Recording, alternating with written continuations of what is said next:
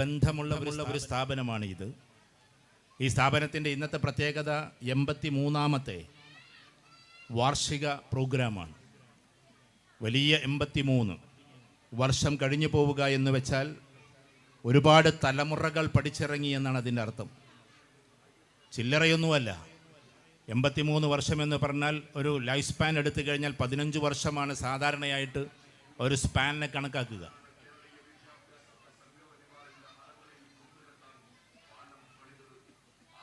ഇപ്പോൾ രാഷ്ട്രീയത്തിൻ്റെ ഇതും തിരഞ്ഞെടുപ്പൊക്കെ ഉണ്ടായത് എൻ്റെ പ്രിയപ്പെട്ട സുഹൃത്ത് അമീൻ അടക്കം ഇവരൊക്കെ നിങ്ങൾ ഇവിടെ പഠിച്ചവരാണല്ലേ? ഇവിടെ പഠിച്ചവരാണോ? സുഹൃത്തുക്കളൊക്കെയാണ്. എൻ്റെ ഒരുപാട് സുഹൃത്തുക്കൾ ഇവിടെ ഇരിക്കുന്നുണ്ട്, വിദ്യാർത്ഥികൾ ഇരിക്കുന്നുണ്ട്. പിന്നെ ഇപ്പോൾ തെരഞ്ഞെടുപ്പിൻ്റെ ഗോധയുണ്ടായത് കൊണ്ട് ഒരുപാട് അനൗൺസ്മെൻറ്റ് വാഹനങ്ങൾ വ്യത്യസ്ത പാർട്ടിയുടേത് പോകും. അതൊക്കെ അങ്ങനെ തന്നെ നടക്കട്ടെ. അവർക്ക് നിർത്താൻ കഴിയില്ല. അവർക്ക് വേണ്ടി നമ്മൾ നിർത്തി കൊടുക്കാം. കാരണം അവർക്കാകെ കുറഞ്ഞ ദിവസമേ ഉള്ളൂ. അപ്പോൾ ഞാൻ പറഞ്ഞു വരുന്നത്, നമ്മെ സംബന്ധിച്ചിടത്തോളം ഒരുപാട് ബന്ധങ്ങളുള്ളതാണെന്ന് പറഞ്ഞു. 83 വർഷം കഴിഞ്ഞു പോയ ഒരുപാട് കഥകൾ പറയാനുണ്ട് ഈ സ്ഥാപനത്തിന്. ചില്ലറ കാര്യമല്ല അത്. 83 വർഷം എന്ന് പറഞ്ഞാൽ അത് ചില്ലറയല്ല എന്ന് നമുക്കറിയാം. 15 വീതം എടുത്താൽ ഏകദേശം 5 തലമുറകൾക്കപ്പുറം ഇവിടെ നിന്ന് പഠിച്ചിറങ്ങി. ഓരോ വർഷത്തിലിറങ്ങിയവരല്ല, ഓരോ 15 വർഷത്തിനിടക്ക് ആയിരക്കണക്കിന് കുട്ടികളെ വാർത്തെടുക്കാൻ ഈ കലാലയത്തിന് സാധിച്ചു. അങ്ങനെ അവസാനം ഈ കലാലയത്തിൻ്റെ ഏറ്റവും ടോപ്പ് റേഞ്ചിൽ നിൽക്കുന്ന ഒരു അധ്യാപികയെ, അതോടൊപ്പമുള്ള ഒരു അധ്യാപകനെ ഇന്ന് നമ്മൾ യാത്രയാക്കുകയാണ്. ഈ യാത്രയാക്കുക എന്നത് പറയുമ്പോൾ ഞാനൊരു പ്രസംഗരൂപത്തിലല്ലാതെ നിങ്ങളോട് പറഞ്ഞോട്ടെ, അധ്യാപകർക്ക് മാത്രമേ ഈ ലോകത്തിൽ അധ്യാപകരുടെ വിലയറിയൂ എന്നാണ് ഞാൻ മനസ്സിലാക്കിയിട്ടുള്ളത്. അതെന്താ അങ്ങനെ പറയുന്നത് എന്ന് ചോദിച്ചാൽ, അധ്യാപകൻ്റെ വേദനകളും അവൻ്റെ ആധിയും അവൻ്റെ ദുഃഖവും അവൻ്റെ സന്തോഷവും എല്ലാം വിദ്യാർത്ഥികളുമായി ബന്ധപ്പെട്ടിട്ടാണ്. അധ്യാപകനായാൽ മാത്രമേ ആ ഒരു വികാരം നമുക്കറിയൂ. ഈ ലോകത്തിലെ ഏറ്റവും വലിയ പൊസിഷൻ ഏതാണെന്നറിയോ? ഞാൻ പറയുന്നത് കരിയർ എന്ന ബേസിലല്ല, പൊസിഷൻ. ഒരു മനുഷ്യന് ആകാവുന്നതിൽ ഏറ്റവും ടോപ്പ് ഒരു അമേരിക്കൻ പ്രസിഡൻ്റ് ആവുക എന്നതല്ല, അല്ലെങ്കിൽ ഒരു രാജ്യത്തിൻ്റെ തലപ്പത്ത് നിൽക്കുക എന്നതല്ല. അമേരിക്കയുടെ പ്രസിഡൻ്റായിരുന്നു തോമസ് ജെഫേഴ്സൺ അവസാനത്തിൽ മരിക്കാൻ സമയത്ത് തൻ്റെ കൂട്ടുകാരോട് പറഞ്ഞത്, അമേരിക്കയുടെ പ്രസിഡൻ്റായിരുന്നു എന്ന് എൻ്റെ ശവക്കല്ലറയിൽ എഴുതി വെക്കരുത്. സാധാരണ ഈ ലോകത്തിൽ ഏറ്റവും ടോപ്പായി ഇന്നും നമ്മൾ അതിൻ്റെ കെടുതികൾ അനുഭവിച്ചുകൊണ്ടിരിക്കുകയാണ്. അമേരിക്കൻ പ്രസിഡന്റുമാരെന്ന് പറഞ്ഞാൽ അതെല്ലാറ്റിൻ്റെയും സർവാധിപതിയാണ് എന്ന രൂപത്തിലാണ് പെരുമാറ്റം. പക്ഷെ അങ്ങനെ ഒരു പ്രസിഡൻ്റായിരുന്നിട്ടും മരിക്കാൻ സമയത്ത് തൻ്റെ കൂട്ടുകാരോട് ഒരു വസിയത്ത് പോലെ പറഞ്ഞു വെച്ചത്, അമേരിക്കൻ പ്രസിഡൻ്റായിരുന്നു എന്ന് എഴുതി വെക്കരുത്, പകരം എൻ്റെ കല്ലറയിൽ എഴുതി വെക്കേണ്ടത് ഞാൻ ഇന്ന യൂണിവേഴ്സിറ്റിയുടെ ഒരു സേവകനായിരുന്നു എന്നതാണ്. അങ്ങനെയാണ് ഇന്നും തോമസ് ജെഫേഴ്സൻ്റെ ആ ഒരു ശവക്കല്ലറയിൽ എഴുതി വെച്ചിട്ടുണ്ട്, here was buried mister Thomas Jefferson is A founder of Virginia university എന്ന്. വെർജീനിയ യൂണിവേഴ്സിറ്റിയുടെ ഒരു മെമ്പറായിരുന്നു എന്നാണ് അദ്ദേഹം എഴുതി വെക്കാൻ പറഞ്ഞത്. ഞാൻ പറഞ്ഞു വരുന്നത്, എല്ലാറ്റിനേക്കാളും വലിയ പൊസിഷൻ എന്ന് പറഞ്ഞാൽ അത് വിദ്യാഭ്യാസം മറ്റുള്ളവർക്ക് നുകർന്നു കൊടുത്തവർ തന്നെയാണ്. ഇതിൽ ജഡ്ജ് മുതൽ ഡോക്ടേഴ്സ് വരെ ഇരിക്കുന്നുണ്ടാകാം, എൻജിനീയേഴ്സ് ഉണ്ടാകാം, ബിസിനസ്സുകാരുണ്ടാകാം. എല്ലാ ആളുകളെയും പഠിപ്പിച്ചു വിടുന്നത് ആരാണ്? അധ്യാപകരാണ്. ഏത് കലക്ടറെയും പഠിപ്പിച്ചു വിടുന്നത് അധ്യാപകനാണ്. ഏത് പ്രസിഡന്റിനെയും പഠിപ്പിച്ചു വിടുന്നത് അധ്യാപകനാണ്. നമ്മുടെ APJ അബ്ദുൽ കലാം നമ്മുടെ പ്രസിഡൻ്റായിരുന്നു എന്ന് നമുക്കറിയാം. അദ്ദേഹം ഒരിക്കൽ കേരളം സന്ദർശിച്ചപ്പോൾ അദ്ദേഹം ആകെ നിയമസഭയിൽ കൊടുത്തത് 20 മിനിറ്റാണ്. ചോദ്യോത്തരങ്ങൾക്ക് വേണ്ടി മാക്സിമം അരമണിക്കൂർ.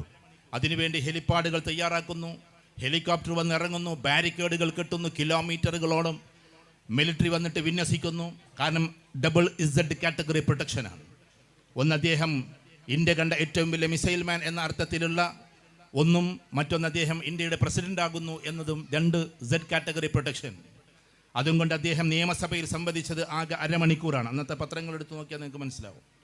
പക്ഷേ തൊട്ടപ്പുറത്ത് തിരുവനന്തപുരത്തെ പ്രശസ്തമായ സ്കൂളിൽ കുട്ടികൾക്കിടയിൽ അദ്ദേഹം സമയം ചെലവഴിച്ചത് 3 മണിക്കൂറാണ്. 3 മണിക്കൂർ കുട്ടികളോടൊപ്പം കൊടുക്കാൻ, അഥവാ ഞാൻ പ്രസിഡന്റ് എന്ന പദത്തേക്കാൾ ഉന്നതമായ എൻ്റെ വിധാനം അത് അധ്യാപകൻ എന്നതാണ് എന്ന് അന്നും അദ്ദേഹം തെളിയിക്കുകയുണ്ടായി. അപ്പം ഞാൻ പറഞ്ഞു വരുന്നത്, ഈ ലോകത്തിലെ ഏറ്റവും വലിയ പൊസിഷൻ അധ്യാപകൻ എന്ന് പറയുന്നത് മാത്രമല്ല, അതിനെ വിളിക്കുന്നത് സോഷ്യൽ റിഫോമർ എന്നതാണ്. സോഷ്യൽ റിഫോമർ എന്ന് പറഞ്ഞാൽ ലോകത്തിൽ എവിടെയും സോഷ്യൽ റിഫോമേഴ്സിന് വലിയ രീതിയിലുള്ള ഔന്നത്യമുണ്ട്. എന്താ അങ്ങനെ പറഞ്ഞാൽ, സാമൂഹ്യ പരിഷ്കർത്താവ്, സമൂഹത്തെ വാർത്തെടുത്തവൻ, സമൂഹത്തെ ഉന്നതങ്ങളിലേക്ക് കൊണ്ടുപോയവൻ. അതൊരു വ്യക്തിയെയാകാം, ചിലപ്പോൾ ഒരുപാട് സമൂഹങ്ങളെയാകാം. അങ്ങനെ ഉയർത്തി ഉയർത്തി കൊണ്ടുപോകുന്നവരെയാണ് സോഷ്യൽ റിഫോമർ എന്ന് പറയുക. നിങ്ങൾ കുട്ടികളെ പഠിപ്പിക്കുമ്പോൾ ഡോക്ടറാക്കണമെന്ന് മോഹമുണ്ടാകും, എഞ്ചിനീയർ ആക്കണമെന്ന്, സയൻറ്റിസ്റ്റ് ആക്കണമെന്ന്, ഏത് നിങ്ങളാക്കിയാലും അതിൻ്റെ എല്ലാം മുകളിൽ ലോകത്തിൻ്റെ കരിയർ പൊസിഷൻ എന്ന് പറഞ്ഞാൽ അത് ശരിക്കും സോഷ്യൽ റിഫോമറുടേതാണ്. ഷേക്സ്പിയർ എഴുത്തിലൂടെ ഒരുപാട് ആളുകളെ മാറ്റിമറിച്ചതുപോലെ, ഗഥെ ഒരുപാട് ആളുകളെ മാറ്റിമറിച്ചതുപോലെ, ലിയോ ടോൾസ്റ്റോയും അതേപോലെ തന്നെ വിൻസ്റ്റൺ ചർച്ചിലുമൊക്കെ ശാസ്ത്രത്തിലൂടെയും എഴുത്തിലൂടെയും ഒക്കെ നമ്മളെ കൈകാര്യം ചെയ്തതുപോലെ, ഇതേപോലെ തന്നെ ഒരുപാട് ആളുകൾ, ദസ്തേവ്സ്കിയെ പോലെയുള്ള എഴുത്തുകാർ, വില്യം വേർഡ്സ്വർത്തിനെ കുറിച്ച് പറയുന്ന പോലെയുള്ള എഴുത്തുകാർ, ഇങ്ങനെ എത്രയോ ആളുകൾ ഉന്നതമായ അവസ്ഥയിലേക്ക് എത്തി. കാരണം ആളുകളെ പല രീതിയിലും അവർ മാറ്റിമറിച്ചു. ഒരു വലിയ രാജ്യത്തിനെ വലിയ വിപ്ലവത്തിലൂടെ നയിച്ചു ലിയോ ടോൾസ്റ്റോയ്, ടേർജനി, മാക്സിം ഗോർക്കി, എത്രയോ ആളുകൾ. അവരെല്ലാം അവരുടേതായ വിധാനത്തിൽ സോഷ്യൽ റിഫോമേഴ്സ് ആയിരുന്നു. ഏത് വിധാനത്തിലെന്ന് നമ്മൾ വിശദീകരിക്കുന്നില്ല. ഇവിടെ ശ്രീനാരായണ ഗുരുവിന് എന്താ ഇത്ര വലിയ പ്രാധാന്യം? അദ്ദേഹം ഒരു സോഷ്യൽ റിഫോമർ ആയിരുന്നു എന്നതാണ്. എന്തുകൊണ്ടാണ്? എബോവ് ഓൾ നമ്മളിൽ കൂടുതലും വിശ്വാസികളാണ്. അതുകൊണ്ട് തന്നെ മുസ്ലിം കമ്മ്യൂണിറ്റി ഏറ്റവും കൂടുതൽ പ്രവാചകനെ സല്ലല്ലാഹു അലൈഹി വസല്ലമയെ ഉയരത്തിൽ വെക്കുന്നത് എന്തുകൊണ്ടാണ്? ആ ആള് വെറും പ്രവാചകനെന്ന് മാത്രമല്ല, സോഷ്യൽ റിഫോമറാണ്. സമൂഹത്തെ മുഴുവൻ വാർത്തെടുത്ത ആളുകളാണ്. എന്തുകൊണ്ടാണ് യേശു ക്രിസ്തുവിനെ ലോകത്തിൽ ഇത്ര ഉദാത്തമായി നമ്മൾ വാഴിക്കുന്നത്? ക്രിസ്ത്യൻ സമൂഹത്തിനെ സംബന്ധിച്ചിടത്തോളം, മുസ്ലിം കമ്മ്യൂണിറ്റിയെ സംബന്ധിച്ചിടത്തോളവും അദ്ദേഹം വലിയൊരു പ്രവാചകനും സോഷ്യൽ റിഫോമറുമാണ്. അഥവാ അബദ്ധജടിലമായി നടക്കുന്ന ആളുകളെ ഉദാത്തമായ വിധാനത്തിലേക്ക് കൊണ്ടുപോകുന്ന ആള് എന്നാണ് സോഷ്യൽ റിഫോമർ എന്നതിൻ്റെ അർത്ഥം. അതിൻ്റെ ഏറ്റവും പ്രധാനപ്പെട്ട ഒരു ഭാഗമാണ് അധ്യാപകൻ. കാരണം ഇരുളിൻ്റെ ഒരു ലോകത്ത് നിന്ന് വെളിച്ചത്തിലേക്ക് കൊണ്ടുപോകുന്നവനാണ്. അധ്യാപകൻ എന്ന് പറയുന്നതിന് വ്യത്യസ്തമായ പദങ്ങളുണ്ട്. ആചാര്യൻ എന്ന് പറഞ്ഞാൽ വേറെയാണ്, ഗുരു എന്ന് പറഞ്ഞാൽ വേറെയാണ്. മൂന്ന് പദമാണ്. അറബിയിൽ അതിനെ മുഅല്ലിം എന്നും ഉസ്താദ് എന്നും ഷെയ്ഖ് എന്നും വിളിക്കാറുണ്ട്. ഞാൻ ഭാഷാ പരിജ്ഞാനത്തിലേക്ക് പോവുകയല്ല. അധ്യാപകൻ എന്ന് പറഞ്ഞാൽ കേവലം താൻ പഠിച്ചിട്ടുള്ള അധ്യായങ്ങളെ അധ്യാപനം നടത്തുന്നവനാണ്, അഥവാ മറ്റുള്ളവരിലേക്ക് എത്തിക്കുന്നവൻ്റെ പേരാണ് അധ്യാപകൻ. എന്നാൽ അധ്യാപകൻ ആചാര്യനാകണം. എല്ലാ ആചാര്യന്മാരും അധ്യാപകരാണ്, പക്ഷേ എല്ലാ അധ്യാപകരും ആചാര്യന്മാരല്ല. ആചാര്യൻ എപ്പോഴാകാൻ പറ്റുക? അങ്ങനൊരർത്ഥം അതിനില്ലെങ്കിലും ഫിലോസഫിക്കൽ ഇൻ്റർപ്രിട്ടേഷൻ, താൻ പറയുന്ന മൂല്യങ്ങളെ തൻ്റെ ജീവിതത്തിൽ കൊണ്ടു നടക്കുന്നവനെയാണ്, ആചരിക്കുന്നവനെയാണ് ആചാര്യൻ എന്ന് പറയുന്നത്. അതുകൊണ്ടാണ് ആചാര്യാൽ പാദമത്രേ പാദം ശിഷ്യ സ്വമേധയ പാദം ബ്രഹ്മചാരഭ്യ പാദം കാലക്രമേണ ധൂ എന്ന് പറഞ്ഞു വെച്ചത്. എന്ന് വെച്ചാൽ ആചാര്യന്മാരിൽ നിന്നാണ് ആളുകൾക്ക് വിജ്ഞാനം ഉണ്ടാവുക. നമ്മൾ പണ്ട് മുതലേ കേൾക്കുന്നൊരു കഥയുണ്ട്. ഒരു മഹാമുനി അല്ലെങ്കിൽ വലിയൊരു അധ്യാപകൻ, ഒരാചാര്യൻ, അദ്ദേഹത്തിൻ്റെ അരികിലേക്ക് ഒരു അമ്മയും കുഞ്ഞും വരുന്നു. കഥ നമുക്കറിയാം. ആ അമ്മ ഒരു ഉപദേശം കൊടുക്കാൻ വേണ്ടിയിട്ടാണ് ഈ കൊണ്ടുവരുന്നത്. കാരണം കുഞ്ഞ് നന്നായി മധുരം കഴിക്കും. അങ്ങനെ അവിടെ എത്തിയിട്ട് ഉപദേശിക്കണം, ഗുരുജി എൻ്റെ മകൻ നന്നായി മധുരം കഴിക്കും, മധുരം ഇങ്ങനെ ഓവറായി അവൻ്റെ പ്രകൃതം മാറുന്നു എന്ന് പറഞ്ഞപ്പോൾ, അടുത്ത ആഴ്ച വന്നോളൂ ഞാൻ അവനെ ഉപദേശിക്കാമെന്നാണ് പറഞ്ഞത്. അടുത്ത ആഴ്ച വന്നോളൂ ഞാൻ ഉപദേശിക്കാമെന്ന് പറഞ്ഞപ്പോൾ നീണ്ട ഒരു ഉപദേശമുണ്ടാകുമെന്ന് വിചാരിച്ച് പിറ്റത്തെ ആഴ്ച ഈ സ്ത്രീ വരികയാണ് സ്വന്തം മകനെയും കൊണ്ട്. ആ കുട്ടിയുടെ തലയിൽ തലോടിക്കൊണ്ട് ഒറ്റ വാക്ക് മാത്രം, മോനെ നാളെ മുതൽ നീ മധുരം കുറച്ചേക്കണമെന്ന്. വേറെ ഉപദേശമൊന്നുമില്ല. ആ സമയത്ത് ഈ അമ്മക്ക് ചെറുതായൊന്ന് അരിശം വന്നു. ഇറങ്ങിപ്പോകുന്ന വഴിക്ക് ശിഷ്യഗണങ്ങളോട് ചോദിച്ചു, ഇത് കഴിഞ്ഞ ആഴ്ച ഗുരുവിന് പറഞ്ഞാൽ പോരായിരുന്നോ? എന്നെ വീണ്ടും എന്തിനാണ് വരുത്തിച്ചത്? ഈ ഒരു വാക്ക് പറയാൻ ഒരാഴ്ച കഴിഞ്ഞിട്ട് വരൂ എന്ന് പറഞ്ഞത് എന്തിനാണ്? അപ്പം ശിഷ്യൻ ചോദിച്ചത്, ഓ ആ ആളാണോ നിങ്ങൾ എന്നതാണ്.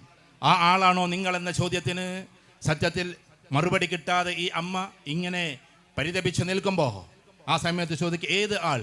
അപ്പം പറഞ്ഞു, കഴിഞ്ഞ ആഴ്ച വരെ ഗുരു നന്നായി മധുരം കഴിക്കുമായിരുന്നു, പക്ഷേ കഴിഞ്ഞ ഒരാഴ്ചയായിട്ട് അത് കുറച്ചുകൊണ്ടേയിരിക്കുകയാണ്. എന്തിനാണ് മധുരം കുറക്കുന്നത് എന്ന് ഞങ്ങൾ അദ്ദേഹത്തോട് ചോദിച്ചപ്പോൾ, എനിക്ക് അടുത്ത ആഴ്ച ഒരു കുട്ടിയെ ഉപദേശിക്കാനുണ്ട് എന്നാണ് ഞങ്ങളുടെ ഗുരുനാഥൻ പറഞ്ഞത് എന്നാണ്. അതിൻ്റെ പേരാണ് ആചാര്യൻ. താൻ പറയുന്ന മൂല്യങ്ങളെ തൻ്റെ ജീവിതത്തിൽ പകർത്തി നടക്കുന്നവൻ്റെ പേരാണ് ആചാര്യ. ഗുരു എന്ന് പറഞ്ഞാൽ അതിനേക്കാളും അപ്പുറത്താണ്. ഗുരു എന്ന പദത്തിൻ്റെ അർത്ഥം ശ്രീകണ്ഠേശ്വരത്തിൻ്റെ ശബ്ദധാരാവലി എടുത്തു നോക്കിയാൽ ഗുശബ്ദമന്ധകാരം താൻ, രുശബ്ദം തൻ നിരോധകമെന്നാണ്. അഥവാ അന്ധകാരത്തെ ഇല്ലായ്മ ചെയ്യുന്നവനാണ് ഗുരു. ഇരുളാർന്ന ഒരു ലോകത്തിനെ വെളിച്ചത്തിലേക്ക് കൊണ്ടുപോകുന്നവൻ, കൂരാക്കൂരിട്ടായ മനസ്സിനെ വെളിച്ചത്തിലേക്ക് പ്രകാശിതമാക്കുന്നവൻ്റെ പേരാണ് ഗുരു എന്ന്. അങ്ങനെയുള്ളൊരു ഗുരുനാഥയാണ് ഇന്ന് പടിയിറങ്ങുന്നത്. 35 വർഷത്തോളമായി ഈ കാണുന്ന മുറ്റത്തിലൂടെ നടക്കുകയും ഇവിടെയുള്ള കുട്ടികളുടെ ഓരോ കാര്യത്തിലും ഇടപെടുകയും, ഓരോ കാര്യത്തിലും എന്ന് പറഞ്ഞാൽ ഒരു അധ്യാപകൻ ഒരു കുട്ടിയുടെ 4 കാര്യത്തിൽ ഇടപെടുമെന്നാണ്. ഒന്ന്, അവൻ്റെ ഫിസിക്കൽ, അവൻ്റെ ശരീരത്തെ ശ്രദ്ധിക്കും, അവൻ വീഴുന്നതിനെ, അവൻ ഓടുന്നതിനെ, അവൻ ചാടുന്നതിനെ, അതിനെ ശ്രദ്ധിക്കാൻ അവരുടെ ഒരു കണ്ണുണ്ടാകും. മറ്റൊന്ന് ഇൻ്റലക്ച്വൽ, അവൻ്റെ ബുദ്ധിയെ ശ്രദ്ധിക്കും, അവന് മാർക്ക് കിട്ടുന്നുണ്ടോ, കഴിവ് കൂടുന്നുണ്ടോ, അത് വേറൊരു ഭാഗമാണ്. പിന്നെ ഒന്ന് ഇമോഷൻ, അവൻ്റെ സ്വഭാവം, അവൻ്റെ പ്രകൃതം, അവൻ്റെ ഡയലോഗ്സ്, അവൻ്റെ ആളുകളോടുള്ള പെരുമാറ്റം, ഇതും അധ്യാപകൻ ശ്രദ്ധിച്ചേ പറ്റൂ. മറ്റൊന്ന് അവൻ്റെ ആത്മീയത, അഥവാ അവൻ ആളുകളോട് നല്ല രീതിയിലാണ് വർത്തിക്കുന്നത്, അവൻ മാതാപിതാക്കളോട് നല്ല രീതിയിലാണ് വർത്തിക്കുന്നത്, അവൻ സഹജീവികളോട് നല്ല രീതിയിലാണ് വർത്തിക്കുന്നത്, അവൻ ഇതര സമൂഹങ്ങളോട് നല്ല രീതിയിൽ സ്നേഹത്തോടു കൂടിയാണ് വർത്തിക്കുന്നത്. ഇതവൻ്റെ ആത്മഭാവമാണ്. ഈ 4 ഭാവങ്ങളുണ്ട് ഒരു കുട്ടിക്ക്. ഇതൊരു രക്ഷിതാവും ശ്രദ്ധിക്കേണ്ടതാണ്, ഒരു അധ്യാപകനും ശ്രദ്ധിക്കേണ്ടതാണ്. കാരണം ഈ രക്ഷിതാക്കൾ, നമ്മളിവിടെ കുറേ രക്ഷിതാക്കൾ ഇരിക്കുന്നുണ്ടാവും. ഒരിക്കലും പ്രിയപ്പെട്ട രക്ഷിതാക്കളെ, നിങ്ങൾ കുട്ടികളെ ഈ 4 കാര്യങ്ങൾ ശ്രദ്ധിക്കാതെ വിടരുത്. അവരുടെ ഫിസിക്കൽ ഗ്രോത്ത്, അവരുടെ ഇൻ്റലക്ച്വൽ ഗ്രോത്ത്, അവരുടെ emotional growth and spiritual growth. ഈ 4 കുറിച്ചാണ് ഈ ലോകം വിധി എഴുതിയിട്ടുള്ളത്. ഈ 4 പ്രധാനമാണ്. ആത്മീയത ഒഴിവാക്കിക്കൊണ്ടൊന്നില്ല. രാവിലെയിൽ പ്രാർത്ഥിക്കാനുണ്ട് ഹൈന്ദവ കുട്ടികൾക്ക്. ഇവിടെ ഇരിക്കുന്ന ഓരോ ഹൈന്ദവനും ഓം സഹനാവതു സഹനഭുനക്തു സഹവീര്യം കരവാവഹൈ തേജസ്വിനാവതീതമസ്തു മാ വിദ്വിഷാവഹൈ ഓം ശാന്തി എന്നാണ് ശാന്തി മന്ത്രം. ഞങ്ങൾ പഠിച്ചത് തെളിഞ്ഞു വരട്ടെ, ഞങ്ങൾ സംരക്ഷിക്കപ്പെടട്ടെ, സമാധാനത്തിൻ്റെ ലോകത്തിൽ ഞങ്ങൾ ഉണ്ടാകട്ടെ എന്ന് പ്രാർത്ഥിക്കുന്ന ഒരു ഹൈന്ദവനും വർഗീയവാദിയാകാൻ കഴിയില്ല. വർഗീയവാദം രാഷ്ട്രീയക്കാർ കൊണ്ടുവരുന്നതാണ്.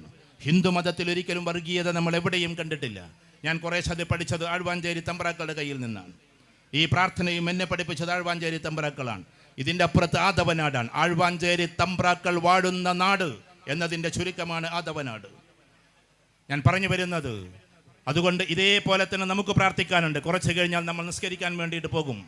ആ സമയത്ത് അല്ലാഹുമ്മ ഇന്നക അൻതസ്സലാം വമിൻകസ്സലാം വഇലൈക അർജിഉസ്സലാം എന്ന് പ്രാർത്ഥിക്കുമ്പോൾ, ദൈവമേ നീയാണ് സമാധാനം, നിന്നിൽ നിന്ന് സമാധാനം, നിന്നിലേക്ക് സമാധാനത്തിൻ്റെ മടക്കം, ഞങ്ങളെ നീ സമാധാനത്തോടു കൂടി ജീവിപ്പിക്കണമേ എന്ന് പ്രാർത്ഥിച്ചല്ലാതെ ഒരാൾക്ക് മുന്നോട്ട് പോകാൻ കഴിയില്ല. അത്യുന്നതങ്ങളിൽ ദൈവത്തിന് സ്ഥാനം, സന്മനസ്സുള്ളവർക്ക് ഈ ഭൂമിയിൽ സമാധാനം എന്ന് പ്രാർത്ഥിക്കാനേ ഇവിടെ നേരത്തെ പറഞ്ഞിട്ടുള്ള പ്രിയപ്പെട്ട ചാക്കോ സാറിൻ്റെ മക്കൾക്ക് കഴിയൂ. ഇങ്ങനെ ഓരോ ആളുകളെയും എടുത്തു നോക്കൂ. അവൻ്റെ ആത്മപരിപ്രേക്ഷ്യമുണ്ട്. അതൊരു അധ്യാപകൻ്റെ ചിന്തയിലൂടെ കടന്നു പോകേണ്ടതാണ്. ആ കുട്ടിയുടെ ലോകത്തിൻ്റെ വെളിപാടുകളെ അവന് എത്തിച്ചു കൊടുക്കുക എന്നത്, വർഗീയാത്മകമല്ലാത്ത ചിന്തയിലൂടെ കൊടുക്കുക എന്നത് ഓരോ അധ്യാപകൻ്റെയും ധർമ്മമാണ്. ഇങ്ങനെ എല്ലാ ആംഗിളിലും, ഈച്ച് ആൻഡ് എവറി നോക്ക് and corner of the world, ഈ ലോകത്തിൻ്റെ എല്ലാ മുക്കുമൂലയും ഒരു കുട്ടിയിൽ കാണുന്നവൻ്റെ പേരാണ് അധ്യാപകൻ. ആ അധ്യാപകൻ സത്യത്തിൽ എല്ലാ അർത്ഥത്തിലും കുട്ടികളെ വളർത്തുന്നു. ഇനി രക്ഷിതാക്കളുടെ ഒരു വാക്ക്, നമ്മൾ കുട്ടികളെ തലോടി കുട്ടികളെ നല്ല രീതിയിൽ കൊണ്ടു നടന്നാലല്ലാതെ നമ്മുടെ കുട്ടികൾ നമ്മളിലേക്ക് വരില്ല. ഇനി വരാൻ പോകുന്ന ലോകം ഏതാണ്? വരാൻ പോകുന്ന ലോകമെന്ന് പറഞ്ഞാൽ AI യുഗം. AI എന്നിങ്ങനെ വെറുതെ കേട്ടാൽ പോരാ. കാരണം ലോകത്തിലൊക്കെ ഇപ്പം നിങ്ങൾ പഠിക്കുന്നുണ്ടല്ലോ, കുട്ടികൾക്ക് കയ്യക്ഷരം പോരാ. ഇനി ആ വാക്ക് നിങ്ങൾ പറയില്ല. വിത്തിൻ 5 years ഒരു പേന ഇറങ്ങും, നിങ്ങൾ എഴുതി വെച്ചോളൂ. ഞാൻ ആ പേന കണ്ടിട്ടുണ്ട്, അതുകൊണ്ട് ഉറപ്പിച്ചു പറയുന്നത്. ആ പേന കൊണ്ട് എഴുതി കഴിഞ്ഞാൽ എല്ലാവരുടെ ഹാൻഡ് റൈറ്റിങ്ങും മനോഹരമായിരിക്കും. കാരണം അത് AI പേനയാണ്. അതുകൊണ്ട് ഇനി ഹാൻഡ് റൈറ്റിംഗ് ക്ലിയർ അല്ല എന്നാരും പറയാൻ കഴിയില്ല. എല്ലാവരുടെ ഹാൻഡ് റൈറ്റിങ്ങും ക്ലിയർ ആക്കാൻ വേണ്ടി പോവാൻ AIക്ക് അത് നടത്താം. പക്ഷെ ഒരാളുടെ ഹാൻഡ് റൈറ്റിംഗ് കണ്ടാൽ അറിയാം അയാളുടെ പ്രകൃതം എന്നാണ് സൈക്കോളജി. അയാൾ മടിയനാണോ, അച്ചടക്കമുള്ള ആളാണോ, വൃത്തിയുള്ള ആളാണോ, ചിന്തിക്കുന്ന ആളാണോ എന്ന് ഹാൻഡ് റൈറ്റിംഗ് കണ്ടാൽ അറിയാം. അപ്പോൾ ഹാൻഡ് റൈറ്റിങ്ങിൽ പോലും തട്ടിയെടുക്കുന്നു സത്യത്തിൽ AI ഒരുപാട് ഉപകാരങ്ങളുണ്ടെങ്കിലും അതേപോലെ ഉപദ്രവമുള്ള ഒന്നാണ്. ഇനി ക്ലാസ് റൂം, ഞാനിവിടെ ഇങ്ങനെ നിന്ന് പറഞ്ഞത് കാലങ്ങൾക്ക് ശേഷം നിങ്ങൾ ഓർക്കുമായിരിക്കാം. ഈ ഗ്രൗണ്ടിൽ നിങ്ങൾക്ക് ക്ലാസ് റൂം കൊണ്ടുവരാം. ഞാനത് ഈ പ്രാവശ്യത്തെ ദുബായ് ടെക്നോ ഫെസ്റ്റിൽ കണ്ടതാണ്. ഇവിടെ ക്ലാസ് റൂമിൻ്റെ ആവശ്യമില്ല. എന്ന് വെച്ചാൽ 1 മണിക്കൂർ നേരത്തേക്ക് ക്ലാസ് റൂം നിങ്ങൾക്ക് ഡിസൈൻ ചെയ്യാം. AI ഡിസൈൻ ചെയ്യാം. കുട്ടികൾ അതിരുന്ന് പഠിക്കാം. അവർക്ക് ടച്ച് ചെയ്താൽ ലോകത്തിൻ്റെ വിവരങ്ങൾ കിട്ടും. ക്ലാസ് കഴിഞ്ഞാൽ പിന്നെ ആ ക്ലാസ് റൂം പിരിച്ചുവിടാം. അഥവാ ഇനി ഗ്രൗണ്ടേ ഉണ്ടാകൂ, ഒരിക്കലും ക്ലാസ് റൂം ഉണ്ടാകില്ല. അത്രത്തോളം AI വികസിക്കാൻ വേണ്ടി പോവാൻ. ടീച്ചർലെസ് ക്ലാസ് റൂം, അഥവാ ടീച്ചേഴ്സ് ഇല്ലാത്ത ക്ലാസ് റൂം വരാൻ പോവാൻ. ഇതൊക്കെ വന്നു കഴിഞ്ഞു പല സെൻറ്റേഴ്സിലും. ഡ്രൈവർലെസ് കാറ് പോലെ, അല്ലെങ്കിൽ ഡ്രൈവർ ഇല്ലാത്ത കാറ് പോലെ ടീച്ചേഴ്സ് ഇല്ലാത്ത ക്ലാസ് റൂം വരികയാണ്. ഇതൊക്കെ വരും.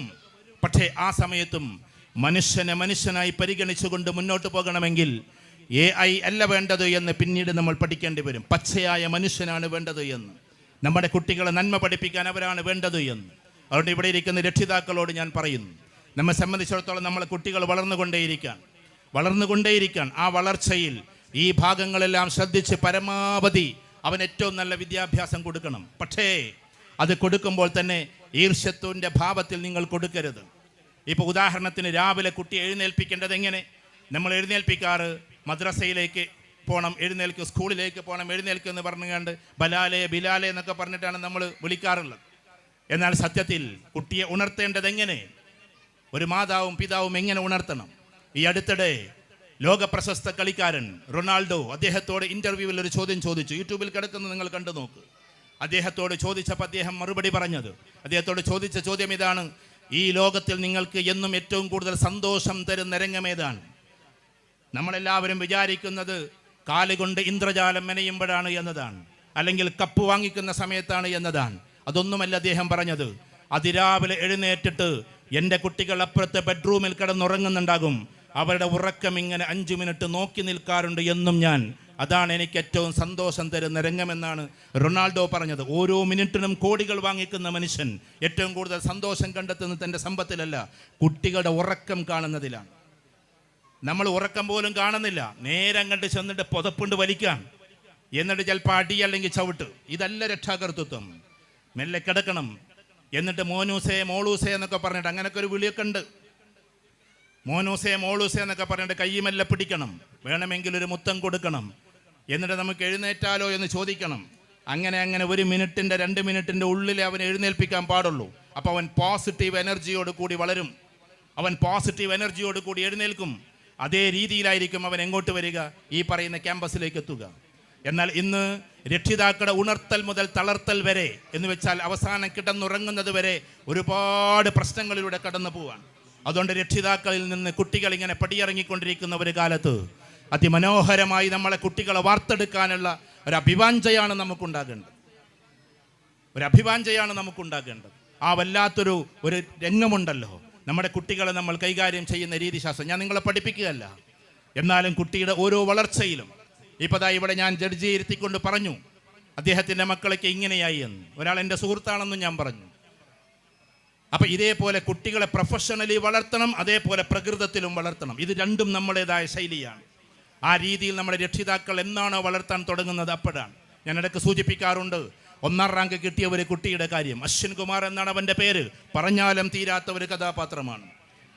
മെഡിക്കൽ എൻട്രൻസിൽ 1ാം റാങ്ക് കിട്ടിയിട്ട് പത്രക്കാരെല്ലാവരും വീട്ടിലേക്ക് വന്നപ്പോൾ ആ കാണുന്ന അമ്മയുടെ കയ്യിൽ നിന്ന് ലഡു വായിലേക്ക് വെച്ച് കൊടുത്ത് ക്ലോസപ്പ് ഫോട്ടോ എടുക്കുമ്പോൾ, പത്രങ്ങളുടെ ഫ്രണ്ട് പേജിൽ നാളെ കൊടുക്കാനുള്ള ഫോട്ടോ എടുക്കുമ്പോൾ, ആ സമയത്ത് പ്രിയപ്പെട്ട അമ്മയുടെ ഫോട്ടോ എടുത്തു കഴിഞ്ഞതിന് ശേഷം കുട്ടിയുടെ ഒരു ചോദ്യം, കുട്ടിയോടുള്ള ചോദ്യം എന്താണെന്നറിയോ? കുട്ടിയോടുള്ള ചോദ്യം, മോനെ ഈ സമ്മാനം നീ ആർക്കാ കൊടുക്കുക? ഈ സമ്മാനം നീ ആർക്ക് കൊടുക്കുമെന്ന ചോദ്യത്തിന് ആ കുട്ടി പറഞ്ഞത് എൻ്റെ അമ്മക്ക് എന്നാണ്. ഉടനെ തന്നെ പത്രക്കാരുടെ ചോദ്യം, is your mother A doctor? നിന്റെ അമ്മ ഡോക്ടറാണോ എന്ന്. ഉടനെ തന്നെ പറഞ്ഞു, അല്ല, വീട്ടിൽ നിന്ന് തിരിയുന്ന ഒരു പാവം സ്ത്രീയാണ്. പിന്നെ എന്താ മോനെ അമ്മക്ക് നീ കൊടുക്കുന്നത് എന്ന ചോദ്യത്തിന് പത്രക്കാരെ അന്തിപ്പിച്ചുകൊണ്ട് അന്ന് അശ്വിൻ കുമാർ പറഞ്ഞ മറുപടിയാണ് നമ്മുടെ കുട്ടികൾ നമ്മളെക്കുറിച്ച് പറയേണ്ടത്. ആ കുട്ടി അന്ന് പറഞ്ഞത്, രാത്രി 2 മണിക്ക് എഴുന്നേറ്റിട്ട് പഠിക്കാനിരിക്കുന്ന എൻ്റെ കൺമുമ്പിൽ കട്ടൻ ചായ കൊണ്ടുവന്ന് വെച്ച് എൻ്റെ നെറ്റിയിൽ ഉമ്മ വെച്ച് കാത്തിരിക്കുന്ന എൻ്റെ അമ്മക്ക് എൻ്റെ 1ാം റാങ്ക് എന്നതാണ്. പഠിക്കുന്ന കുട്ടികളെ നട്ടപ്പാതിര നേരത്ത് പോലും തിരുനെറ്റിയിൽ ചുംബനം കൊടുത്ത് കാത്തിരിക്കുന്ന അമ്മമാർ, കാത്തിരിക്കുന്ന ഉമ്മമാർ, അതാണ് കുട്ടികൾ പ്രതീക്ഷിക്കുന്നത്. ആ ഒരവസ്ഥയിലേക്ക് നമ്മുടെ കുട്ടികളെ വളർത്തിക്കൊണ്ടുപോകാൻ നമുക്ക് സാധിക്കണം രക്ഷിതാക്കൾക്ക്. കുട്ടികൾക്ക് സാധിക്കേണ്ടത് എങ്ങനെയാണെന്നറിയോ? മര്യാദപൂർവ്വം നമ്മുടെ കുട്ടികൾ നമ്മളോട് പെരുമാറുന്നൊരവസ്ഥയിലേക്ക് നമ്മൾ അവരെ ആംഗിളിനെ തിരിച്ചുവിടണം. കോഴിക്കോട് ഒരു എഞ്ചിനീയർ വിദ്യാർത്ഥി, എനിക്കറിയാവുന്ന ഒരു കുട്ടിയാണ്. അവനൊരുപാട് പഠിച്ചു, എൻ്റെ കൂടെ ഒരു യാത്രക്കുണ്ടായിരുന്നു. ആ കുട്ടി പഠിച്ചു വലുതായി, അവസാനം അവന് ആദ്യത്തെ സാലറി കിട്ടി, ജോലി കിട്ടിയിട്ട് 25,000 30,000 ആദ്യത്തെ സാലറി. അതവൻ ഉമ്മയുടെ കയ്യിൽ കൊണ്ടുപോയി കൊടുക്കുകയാണ്. എന്നിട്ട് ഉമ്മയോട് പറയണം, ഉമ്മ നിങ്ങളത് ഉപ്പൻ്റെ കയ്യിൽ കൊടുത്തേക്കിന്. ഇങ്ങനൊന്നും ചെയ്യണമെന്ന് നിർബന്ധമൊന്നുമല്ല, പക്ഷെ മര്യാദയുള്ള കുട്ടിയായതുകൊണ്ട് അത് ചെയ്യാൻ. ഇന്ന് അങ്ങനെ ഉണ്ടാകുമോ കുട്ടികളെ നമ്മൾ ചിന്തിച്ച് നോക്കുക. ഉമ്മയോട് പറയണം, ഉമ്മ നിങ്ങളത് ഉപ്പാക്ക് കൊടുക്കിൻ. അപ്പോൾ ഉമ്മ സന്തോഷത്തിൽ പറയണം, മോനെ ഇത്രയും നിന്നെ പഠിപ്പിച്ച് വലുതാക്കിയില്ലേ, അതുകൊണ്ട് നീ തന്നെ കൊടുക്ക്, ഉപ്പയ്ക്ക് എന്തൊരു സന്തോഷമാകും. ആ സമയത്ത് ഈ കുട്ടി പറഞ്ഞ മറുപടി എന്താണെന്നറിയോ? ഉമ്മ, ഞാൻ ഇതുവരേക്കും മിഠായിക്ക് പൈസ വാങ്ങിച്ചപ്പോൾ, ഫീസ് ട്യൂഷന് വേണ്ടിയിട്ട് ഫീസ് വാങ്ങിച്ചപ്പോൾ, സ്കൂളിലെ ഫീസ് വാങ്ങിച്ചപ്പോഴൊക്കെ എൻ്റെ കൈ താഴെയും എൻ്റെ പിതാവിൻ്റെ കൈ മുകളിലുമായിരുന്നു. ഇന്ന് ഞാൻ സാലറി ഇങ്ങനെ കൊടുക്കുമ്പോൾ എൻ്റെ കൈ മുകളിലായി പോകും. എൻ്റെ ഉപ്പയുടെ കൈ താഴെയായി പോകുമെന്നതാണ്. ഞാൻ പഴയ കഥയല്ല പറയുന്നത്. ഇപ്പോൾ കോഴിക്കോട് ജീവിച്ചിരിക്കുന്ന NITയിൽ പഠിച്ച ഒരു കുട്ടിയുടെ കഥയാണ് ഞാൻ നിങ്ങളോട് പറയുന്നത്. ഇങ്ങനെ മാതാപിതാക്കളെ ഇത്രമാത്രം സ്നേഹിക്കണമെന്ന്, ഇത്രമാത്രം ആദരിക്കണമെന്ന്, അതാണ് നമ്മൾ പഠിപ്പിക്കണം. നമ്മൾ മക്കളെ നമ്മൾ പഠിപ്പിച്ച് വലിയ ഡോക്ടേഴ്സാക്കും, വലിയ എഞ്ചിനീയേഴ്സാക്കും. അവർ ഭാവിയിൽ സ്വിറ്റ്സർലാൻഡിലേക്ക്, ഇന്ന് ഇവിടെ ഖത്തറിലും സൗദിയിലും അതേപോലെ തന്നെ UAEയിലുമൊക്കെ നമ്മളിവിടെ കേൾക്കുന്നത് പോലെ നാളെ തെക്കൻ ജില്ലയിലൊക്കെ കേൾക്കുന്നത് പോലെ എൻ്റെ മകൻ ഫ്രാൻസിലാണ്, ഇവൻ ഇറ്റലിയിലാണ്, അവൻ ജർമ്മനിയിലാണ്, ഇവൻ സ്വിറ്റ്സർലാൻഡ്സിലാണ്, അവൻ നെതർലാൻഡ്സിലാണ് എന്ന് പറയുന്നൊരു കാലം അത് വിദൂരമല്ല. അത്രമാത്രം കുട്ടികൾ പോയിക്കൊണ്ടിരിക്കുകയാണ്. അങ്ങനെ പറഞ്ഞു വിട്ടിട്ട് അവസാനം ഉമ്മയെ അല്ലെങ്കിൽ അമ്മയെ വൃദ്ധസദനത്തിലേക്കാക്കുന്നു. ഫ്രഞ്ച് കഥയുണ്ടല്ലോ, അതിമനോഹരമായൊരു കഥ. ആ കഥയിൽ ഒരു ടീച്ചർ ഇതേപോലെ മകനെ പഠിപ്പിച്ച് ഡോക്ടറാക്കി വിദേശ രാജ്യത്തേക്ക് അയക്കുന്നു. അവസാനം മകൻ അവിടെ നിന്ന് കത്തെഴുതുകയാണ്. അന്ന് കത്തെഴുത്താണ് ആ ഗ്രന്ഥത്തിൽ കാണുന്നത്. എന്നിട്ട് പറയണം, അമ്മ പോയിട്ട് ഞാൻ ഫീസ് അയക്കാം, നിങ്ങൾ പോയി വൃദ്ധസദനത്തിൽ ചേരണമെന്നാണ്. ഓൾഡ് ഏജ് ഹോമിലേക്ക് അയക്കുകയാണ്. അങ്ങനെ അവിടെ ഇങ്ങനെ പോയിട്ട് ആത്മനിസ്സംഗതയിൽ വല്ലാത്തൊരവസ്ഥയിൽ ആ അമ്മ ഇങ്ങനെ ഇരിക്കുമ്പോൾ ഒരാളിങ്ങനെ കയറി വരികയാണ്. എന്നിട്ട് കൈ പിടിച്ചുകൊണ്ട് ടീച്ചറേ വാ എന്നുള്ള പ്രയോഗം പ്രയോഗിച്ചപ്പോൾ നീ ആരാ മോനെ എന്ന് ചോദിക്കുമ്പോൾ ഞാൻ നിങ്ങളുടെ മറ്റൊരു മോനാണ് എന്നാണ് മറുപടി. മറ്റൊരു മോനാണ് എന്ന ചോദ്യത്തിന് അല്ലല്ല, എനിക്കൊരു മോനല്ലേ ഉള്ളൂ, അവൻ ഇന്ന സ്ഥലത്താണ്, അവൻ എന്നെ ഇവിടെ കൊണ്ടുവന്നാക്കിയിരിക്കുകയാണ് എന്ന ചോദ്യത്തിൻ്റെ മറുപടിയായി നിങ്ങൾ എന്നെ പഠിപ്പിച്ച അമ്മയാണ്, നിങ്ങൾ എൻ്റെ ടീച്ചറാണ് എന്ന മറുപടിയാണ് ഈ കുട്ടി പറയുന്നത്. പിന്നെ ആ അധ്യാപിക ജീവിച്ചതെല്ലാം മകനെപ്പോലെ, തൻ്റെ അമ്മയെപ്പോലെ കണ്ട മകൻ്റെ കൂടെയാണ് എന്ന് കഥ. ഞാൻ പറഞ്ഞു വരുന്നത്, ഇതേപോലെ അധ്യാപകരെ എങ്ങനെയാണ് മാനിക്കേണ്ടത് എന്ന്, മാതാപിതാക്കളെ എങ്ങനെയാണ് സ്നേഹിക്കേണ്ടത് എന്ന്, ലോകത്തിൻ്റെ നെറുകയിലേക്ക് എങ്ങനെയാണ് വിദ്യാഭ്യാസത്തിലൂടെ കയറേണ്ടത് എന്നും എല്ലാം നമ്മൾ കുട്ടികളെ പഠിപ്പിക്കേണ്ടതാണ്. അതിന് ബാക്കപ്പ് വേണ്ടത് എവിടെ നിന്നാണെന്നറിയോ? ഹൈസ്കൂളിൽ നിന്നല്ല. ലോകത്തിലെ ഒരൊറ്റ കഥാപാത്രങ്ങളും ആദ്യമേ തന്നെ 30ാമത്തെ വയസ്സിൽ പ്രതിഭയായിട്ടില്ല. നിങ്ങൾ ഈ ലോകത്തിലെ എല്ലാ പ്രതിഭകളെയും എടുത്തു നോക്കിക്കോ, അവർ 10 വയസ്സിന് മുമ്പേ മനസ്സുകൊണ്ട് അതിനെ സ്വപ്നം കണ്ടവരാണ്. നിങ്ങൾ മെസ്സിയെ കുറിച്ചാണ് പറയുന്നത്, 10 വയസ്സിന് മുമ്പേ ഗ്രൗണ്ടിലേക്ക് ഇറങ്ങിയ പയ്യനാണത്. നിങ്ങൾ പറയുന്ന റൊണാൾഡോയെ കുറിച്ചാണോ? ആ കുട്ടി 12ാമത്തെ വയസ്സിൽ ഗ്രൗണ്ടിലേക്ക് ഇറങ്ങിയവനാണ്. ഇങ്ങനെ ഓരോരുത്തരും നിങ്ങൾ എടുത്തു നോക്കിക്കോ. ലോകത്തിലെ എല്ലാ ആളുകളും അതത് കാലഘട്ടത്തിൽ വളർന്നു വന്നവരെല്ലാം ചെറുപ്പകാലം മുതലേ സ്വപ്നം കണ്ട് വളർന്നവരാണ്. അതുകൊണ്ട് ആ ഡ്രീംസിനെയാണ്, ആ സ്വപ്നത്തെയാണ് നമ്മുടെ കുട്ടികൾക്ക് നമ്മൾ ഫിറ്റ് ചെയ്ത് കൊടുക്കേണ്ടത്. ഞാൻ മിതപ്രസംഗം പ്രസംഗിക്കല്ല, ഞാനൊരു സ്കൂളിനോട് സംസാരിക്കുന്നത് കൊണ്ട് ഞാൻ പറയാം. കാരണം പാറക്കല്ല് സ്കൂളിൽ നിന്ന് മഹാപ്രതിഭകൾ പുറത്തേക്ക് ഇറങ്ങിയിട്ടുണ്ട്. എനിക്കറിയാവുന്നവരുണ്ട്, അറിയാത്തവരുമുണ്ട്. ഇവിടെ വന്നിട്ടാണ് ഞാൻ എൻ്റെ പ്രിയപ്പെട്ട ഇവരെയൊക്കെ പരിചയപ്പെടുന്നതെങ്കിൽ പോലും പരിചയം മുമ്പേ ഉണ്ട്, പക്ഷേ ഇന്നാളുടെ പിതാവാണ് എന്ന് ഞാൻ ഇപ്പോഴാണ് അറിയുന്നത്. ഇങ്ങനെ ഒരുപാട് പ്രതിഭകളെ വാർത്തെടുത്തിട്ടുള്ള പാറക്കല്ല് സ്കൂള് ഈ പരിസരത്ത് ഒരു പക്ഷേ, ഞാൻ നിങ്ങളെ അങ്ങോട്ടും ഇങ്ങോട്ടും താതാത്മ്യം ചെയ്ത് പറയുകയല്ല, ഈ പരിസരത്ത് ഒരു പക്ഷേ ഇങ്ങനത്തെ ഒരു UP-LP സ്കൂൾ ഉണ്ടാകുമോ എന്ന് എനിക്ക് സംശയമുണ്ട്. അത്രമാത്രം ഉയരങ്ങളിലേക്ക് കുട്ടികളെ കൊണ്ടുപോയൊരു സ്ഥാപനമാണിത്. ഞാൻ വെറുതെ പറയുന്നതല്ല. കാരണം ഇവിടെ വരുമ്പോൾ അതിൻ്റെ നിങ്ങളുടെ പ്രൊഫൈല് കാണുമ്പോൾ ആദ്യമേ കാണിച്ചത് പ്രൊഫൈലാണ്. അത് പ്രത്യേകിച്ച് പഴയ കഥകളൊന്നും പറയാതെ പുതുതായി നടപ്പിലാക്കിയിട്ടുള്ള കാര്യങ്ങൾ അവതരിപ്പിച്ചിട്ടുള്ളൂവെങ്കിൽ പോലും ആ കുട്ടികളുടെ മാസ്മരികമായ പ്രകടനത്തിൽ നമുക്കറിയാം ഇവിടെ എന്തൊക്കെയാണ് നടക്കുന്നത് എന്ന്. മിന്നലാട്ടം പോലെ കാണിച്ചു പോയെങ്കിലും അതിൻ്റെ പിന്നിൽ ഒരുപാട് കാര്യങ്ങൾ ചെയ്തിട്ടുണ്ട് അവർ. അങ്ങനെ നമ്മുടെ കുട്ടികളെ വളർത്തി വലുതാക്കി ഇവിടെയുള്ള ടീച്ചേഴ്സ് ആരാണ്? അധ്യാപകർ. ഞാൻ പറഞ്ഞല്ലോ, ഈ ലോകത്തിലെ ഏറ്റവും ഉയർന്ന തലത്തിൽ നിൽക്കുന്നവരാണ് അധ്യാപകർ. അധ്യാപകർക്ക് മേലെ ആരുമില്ല. ഇടയ്ക്ക് സൂചിപ്പിക്കുന്നത് പോലെ നമ്മുടെ കുട്ടികൾ വളർന്നു വലുതായി ആ കുട്ടി പിന്നീട് ഒരു ജില്ലാ കലക്ടറായി എന്ന് വെക്കുക.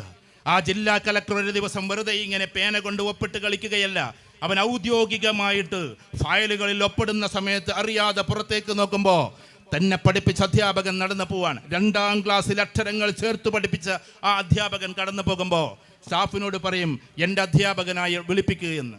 അങ്ങനെ അവിടെ പോയിട്ട് സ്റ്റാഫ് എന്താ പറയുന്നത് അറിയോ? സാറേ, നിങ്ങളുടെ സാറ് വിളിക്കുന്നു എന്നാണ്. ഇതിലാരാണ് ഏറ്റവും ടോപ്പ് സാറെന്ന ആൾക്കറിയില്ല. അങ്ങനെ ഈ സാറ് വരുന്നു. എന്നിട്ട് ഇങ്ങനെ വരുമ്പോൾ കലക്ടറേമാൻ തൻ്റെ ചെയറിൽ നിന്ന് എഴുന്നേൽക്കുന്നു.